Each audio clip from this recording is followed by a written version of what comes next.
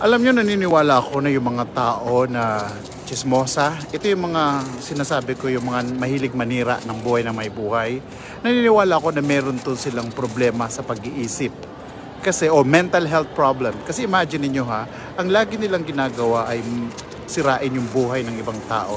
Dahil meron nga silang inggit, may galit, kasi nga malakas ang insecurity ng mga taong ito sa kanilang sarili. Kabaliktaran to ng mga taong normal ha, yung mga taong matitino ang pag-iisip.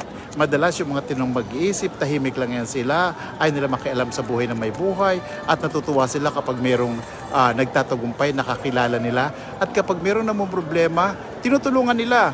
Kaya ang payo ko sa inyo ha, lumayo kayo sa mga ganyang klaseng tao. Kasi kapag lagi niyong kasama yan, eventually mahahawa kayo niyan. Parang lason yan eh. Magkakaroon din kayo ng poison sa sarili niyo. Gagawin niyo rin yung pangit na mga ugali na yan.